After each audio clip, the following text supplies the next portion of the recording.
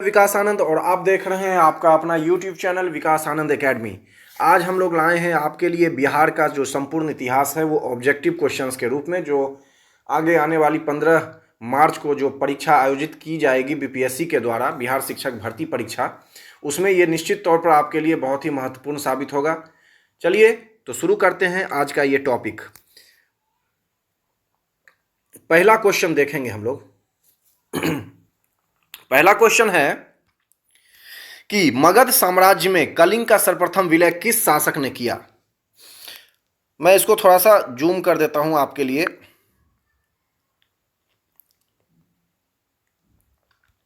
हाँ, तो मगध साम्राज्य में कलिंग का सर्वप्रथम विलय किस शासक ने किया, मैंने ऑलरेडी पहले से टिक मारा हुआ है, तो बिना देरी के आप इसको देखिए। पहला जो शासक था जिसने सर्वप्रथम मगध में कलिंग का जो सर्वप्रथम विलय किया वो महापद्म नंद ने किया था। दूसरा है, बिहार क्षेत्र की चर्चा सर्वप्रथम किस में मिलता है, तो शतपथ ब्राह्मण में मिलता है। निम्नलिखित में से किस विदेशी यात्री ने बिहार की यात्रा की थी, फाहियान, मेगास्थनीज, ह्वेनसांग या उपयुक्त सभी। तो इसमें से सभी हो जाएंगे, इन सभी ने बिहार की यात्रा की थी। नेक्स्ट है कि बिहार के किस स्थान पर भारतीय राष्ट्रीय कांग्रेस का 1922 में अधिवेशन हुआ, तो यह गया में अधिवेशन हुआ था, याद रखेंगे। शेरशाह के मकबरे का निर्माण किसने करवाया, तो शेरशाह के मकबरे का निर्माण खुद शेरशाह सूरी ने करवाया था। नेक्स्ट है कि दूसरी बौद्ध संगति कहाँ आयोजित की गई थी, तो दूसरी बौद्ध संगति जो है वो यहाँ 4 ऑप्शंस दिए गए हैं। दूसरी वैशाली में कराया गया था। प्रसिद्ध ऐतिहासिक स्थल चौसा बिहार के किस जिले में है, तो यह बक्सर में है चौसा। प्रसिद्ध स्वतंत्रता सेनानी जयप्रकाश नारायण का जन्म स्थान निम्नलिखित में से कहाँ है, तो यह सिताब दियारा जो क्षेत्र है, गांव है, वहां पर है। पटना गोलघर की स्थापना किसने की थी, तो जॉन गॉस्टिन ने किया था। नेक्स्ट क्वेश्चन है कि पूर्वी चंपारण जिले में केसरिया नामक स्थान से निम्नांकित में से किस धर्म से संबंधित पुरातात्विक साक्ष्य प्राप्त हुए हैं, तो यह बौद्ध धर्म से संबंधित पुरातात्विक साक्ष्य वहां से प्राप्त हुए हैं। चलिए तो नेक्स्ट क्वेश्चन अब हम लोग देखेंगे। नेक्स्ट क्वेश्चन है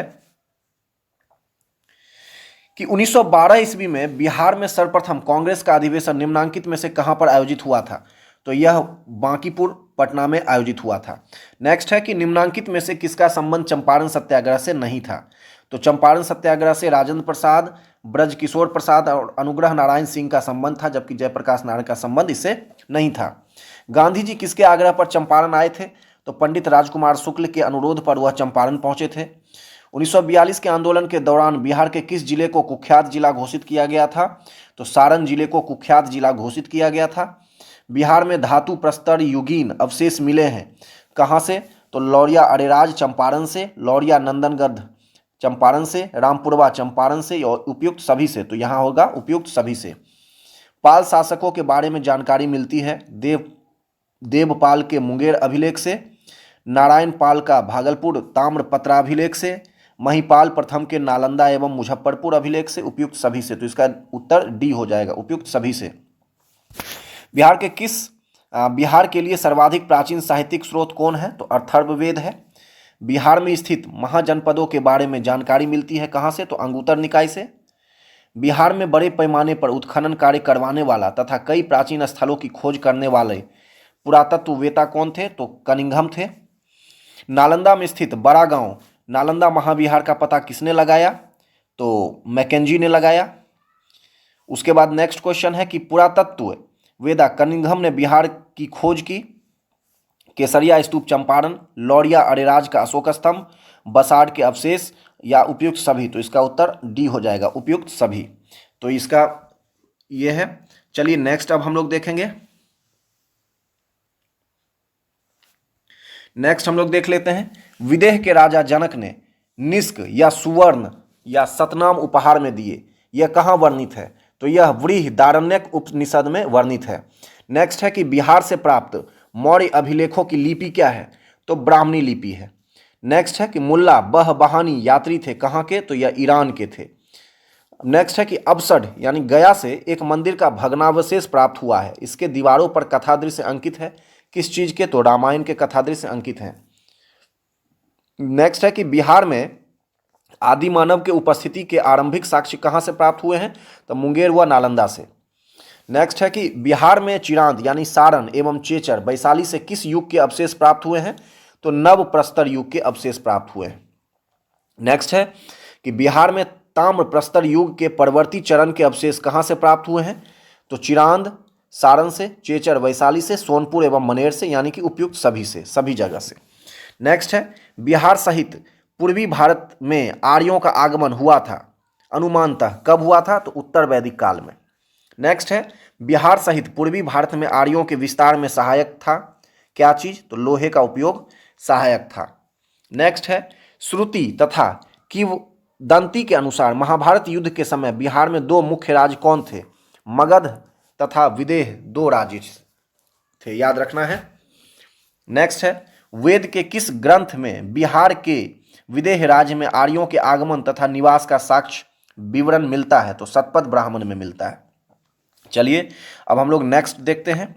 नेक्स्ट क्वेश्चन, बिहार का कौन सा राज्य आरंभ में बहुत दिनों तक आर्यावत के बाहर था तथा अनार्य जाति के लोगों का आवास स्थल रहा था? तो वह कौन था? तो मगध था।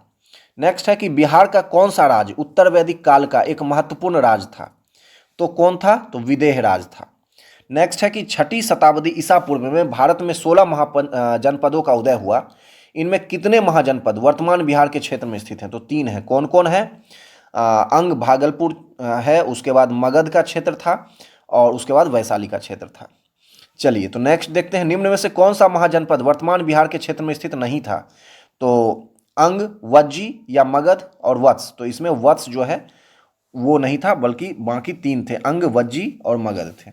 बिहार के किन क्षेत्रों में अंग महाजनपद स्थित था?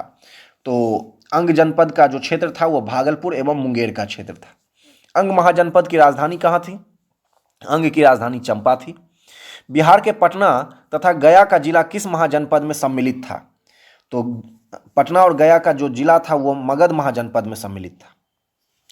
नेक्स्ट क्वेश्चन है कि मगध तथा अंग महाजनपद को कौन सी नदी पृथक करती थी? तो यह चंपा नदी, इसका सही उत्तर। नेक्स्ट है कि बिहार में स्थित कौन सा महाजनपद 8 राज्यों का एक संघ था? तो यानी वज्जी वैशाली जो था वह 8 राज्यों का एक संघ था। नेक्स्ट क्वेश्चन है कि वज्जी संघ में कौन सा राज्य सम्मिलित नहीं था? तो वज्जी संघ में जो है लिच्छवी, ज्ञात्रक और विदेह सम्मिलित था, जबकि चेदी जो है वह सम्मिलित नहीं था। वज्जी संघ की राजधानी कौन थी? तो वैशाली थी। नेक्स्ट है कि बिहार के भागों में स्थित कौन सा महाजनपद में गणतंत्र था? तो आपको पता होगा वज्जी वैशाली जो विश्व का प्रथम गणतंत्र यहीं पर स्थापित हुआ था।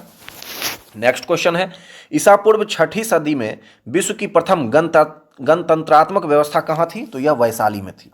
नेक्स्ट है कि प्राचीन भारत के 16 महाजनपदों में एक था। तो यहाँ 4 ऑप्शंस हैं, चंपा, नालंदा, वैशाली या फिर अंग। तो अंग जो है महाजनपदों में था, जिसकी अंग की राजधानी चंपा थी। चलिए अब नेक्स्ट क्वेश्चन देख लेते हैं हम लोग।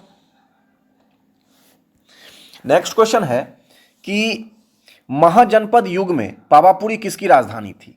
तो पावापुरी जो है मलों की राजधानी थी, मल गणराज्य की राजधानी पावापुरी थी। नेक्स्ट है कि जैन धर्म के वास्तविक संस्थापक और 24वें एवं अंतिम तीर्थंकर महावीर का जन्म कहाँ हुआ था? तो यह कुंडग्राम वैशाली में हुआ था। महावीर के जन्म स्थान कुंडग्राम बिहार के किस जिले में है? तो वैशाली में है। महावीर स्वामी की माता त्रिशला राजकुमारी थी, लिच्छवियों की राजकुमारी थी माता त्रिशला। नेक्स्ट है कि महावीर स्वामी ने अपना अंतिम उपदेश दिया था, कहाँ दिया था? पावापुरी में ही उनको मोक्ष की प्राप्ति हुई थी, निर्वाण है वहाँ। महावीर की मृत्यु निर्वाण कहाँ हुई थी? तो पावापुरी में हुई थी। प्रथम जैन संगीति का आयोजन कहाँ हुआ था? तो पाटलिपुत्र में हुआ था, याद रखेंगे। प्रथम जैन संगीति के आयोजन किसके शासनकाल में हुआ? तो चंद्रगुप्त मौर्य के शासनकाल में प्रथम जैन संगीति का आयोजन हुआ। नेक्स्ट है कि प्रथम जैन संगीति की अध्यक्षता किसने की थी? तो प्रथम जैन संगीति की अध्यक्षता स्थूलभद्र ने की थी। नेक्स्ट क्वेश्चन है कि प्रथम जैन संगीति का आयोजन पाटलिपुत्र में हुआ था, जिसमें कार्य हुए, कौन से कार्य हुए? जैन धर्म का 2 भागों श्वेतांबर एवं दिगंबर में विभाजन हुआ था प्रथम जैन संगति में। नेक्स्ट है कि बौद्ध धर्म के संस्थापक गौतम बुद्ध गृह त्याग के उपरांत सर्वप्रथम गए, कहाँ गए थे? गृह त्याग के बाद वैशाली के समीप अलार कलाम के आश्रम में, ये इनके प्रथम गुरु भी थे। नेक्स्ट क्वेश्चन है कि गौतम बुद्ध को किस स्थान पर कौंडिन्य और 5 ब्राह्मण मिले? तो वो कहाँ मिले थे? उरुवेला। उरुवेला कहाँ है? तो गया के क्षेत्र में, बोध गया के क्षेत्र में। चलिए नेक्स्ट क्वेश्चन देखते हैं। नेक्स्ट क्वेश्चन है, गौतम बुद्ध को किस नदी के किनारे ज्ञान की प्राप्ति हुई? तो गौतम बुद्ध को निरंजना नदी के तट पर ज्ञान की प्राप्ति हुई, याद रखेंगे। नेक्स्ट क्वेश्चन है, राजगृह में आयोजित प्रथम बौद्ध संगति में कौन से कार्य हुए? तो प्रथम बौद्ध संगति में हुए थे कि बुद्ध की शिक्षाओं का संकलन सूत एवं विनय पिटक में हुआ। द्वितीय बौद्ध संगति का आयोजन वैशाली में हुआ। इसमें किए गए कार्य क्या थे? तो इसमें कौन से कार्य किए गए द्वितीय बौद्ध संगति में? बौद्ध धर्म दो भागों स्थाविर और महासंघिक के रूप में विभाजित हुआ। किसमें? तो द्वितीय बौद्ध संगति में, याद रखेंगे। तृतीय बौद्ध संगति का आयोजन पाटलिपुत्र में हुआ। इसमें किए गए कार्य क्या थे? तो इसमें जो कार्य थे वो डी, कुछ कठोर नियम बनाए गए तथा अभिधम्म पिटक का संकलन हुआ। किसमें? तो तृतीय बौद्ध संगति। कहाँ हुआ था? पाटलिपुत्र में। चलिए नेक्स्ट है, निम्नांकित में से किस नगर में से महात्मा बुद्ध का घनिष्ठ संबंध रहा है? बोध गया, राजगीर, वैशाली या उपयुक्त सभी? तो यहाँ उपयुक्त सभी होगा। बोध गया, राजगीर, वैशाली सभी से महात्मा बुद्ध का घनिष्ठ संबंध रहा है। नेक्स्ट क्वेश्चन क्या है? नेक्स्ट क्वेश्चन है, महात्मा बुद्ध ने पाटलिपुत्र के विनाश के कारणों की भविष्यवाणी की थी। उनमें सम्मिलित थी, क्या सम्मिलित थी? बाढ़, अग्नि, आंतरिक कलह या सभी? तो इसका उत्तर डी हो जाएगा। इन सभी के कारण पाटलिपुत्र के विनाश की भविष्यवाणी महात्मा बुद्ध ने किया था। महाभारत तथा पुराणों के अनुसार मगध का सर्वप्रथम राजवंश कौन था? तो बृहदत्त वंश था। मगध जनपद का संस्थापक था बृहदत्त और जरासंध, याद रखेंगे। मगध साम्राज्य का वास्तविक संस्थापक कौन था? तो बिंबिसार था। मगध साम्राज्य का वास्तविक संस्थापक बिंबिसार था। बिंबिसार एवं अजातशत्रु किस वंश के थे? तो यह हर्यक वंश के थे। किस वंश के थे? हर्यक वंश के। बिंबिसार ने किस राजकुमारी के साथ विवाह किया था? कोसला देवी, चेलना या खेमा या उपयुक्त सभी? तो इन सभी से विवाह किया था। किसने? तो बिंबिसार ने। चलिए अब नेक्स्ट क्वेश्चन देख लेंगे हम लोग। नेक्स्ट है कि बिंबिसार ने ब्रह्मदत्त को पराजित कर कौन सा राज्य जीता? तो अंग राज्य जीता था। हर्यक वंश का दूसरा शासक कौन था?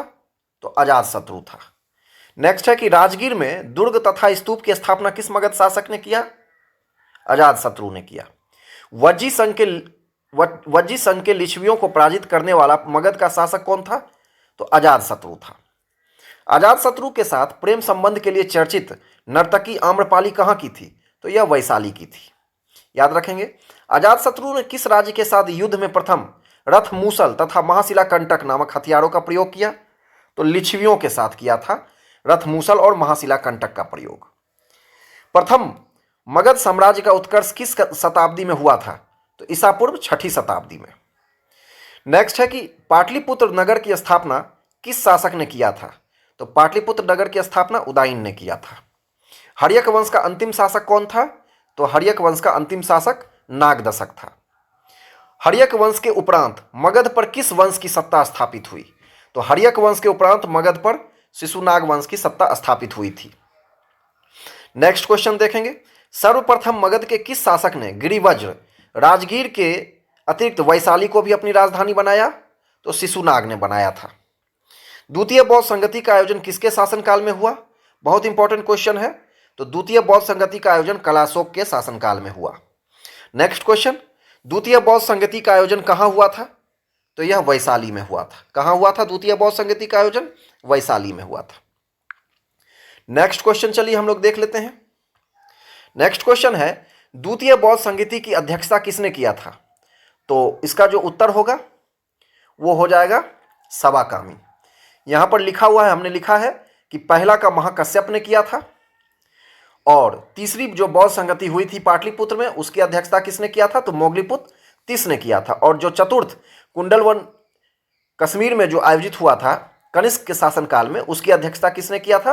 तो वसुमित्र ने किया था। इस चीज को याद रखना है। नेक्स्ट क्वेश्चन हम लोग देखेंगे, मगध के किस शासक को कली का अंश, परशुराम अवतार, क्षत्रियों का नाशक, सर्व छत्रांतक, एम छत्र और एकराट कहा गया? तो ये उपाधि किसको मिली थी? तो महापद्म नंद को मिली थी। प्रथम बौद्ध संगति का आयोजन किसके शासनकाल में हुआ था? तो यह अजातशत्रु के शासनकाल में हुआ। प्रथम बौद्ध संगति का आयोजन कहाँ हुआ था? तो राजगीर यानी कि गिरिवज्र में हुआ था। नेक्स्ट है, प्रथम बौद्ध संगति की अध्यक्षता किसने की थी? तो प्रथम बौद्ध संगति की अध्यक्षता महाकश्यप ने की थी। नेक्स्ट है, मगध साम्राज्य में कलिंग का विलय सर्वप्रथम किया था किसने? तो महापद्म नंद ने किया था, महापद्म नंद ने। निम्नलिखित में से मगध का कौन सा राजा सिकंदर महान का समकालीन था? तो यह धनानंद जो था सिकंदर महान का समकालीन राजा था। चंद्रगुप्त मौर्य ने मगध की सत्ता किसकी सहायता से प्राप्त की थी? तो चंद्रगुप्त मौर्य ने मगध की सत्ता जो है चाणक्य की सहायता से प्राप्त की थी। यूनानी दूत मेगास्थनीज किसके दरबार में पाटलिपुत्र आया था? तो यह चंद्रगुप्त मौर्य के जो है दरबार में पाटलिपुत्र आया था मेगास्थनीज। मेगास्थनीज का पाटलिपुत्र आगमन कब हुआ था? तो 315 ईसा पूर्व में हुआ था। चंद्रगुप्त मौर्य के दरबार में मेगास्थनीज को भेजने वाला शासक कौन था? तो यह था सेल्यूकस निकेटर। नेक्स्ट है कि किस शासन के शासनकाल के समय मगध में 12 वर्षों का भीषण अकाल पड़ा था? तो यह पड़ा था चंद्रगुप्त मौर्य के शासनकाल में। And the last one, Chandragupta Maurya का प्रधानमंत्री कौन था? तो चंद्रगुप्त मौर्य का प्रधानमंत्री चाणक्य था। Thank you for watching.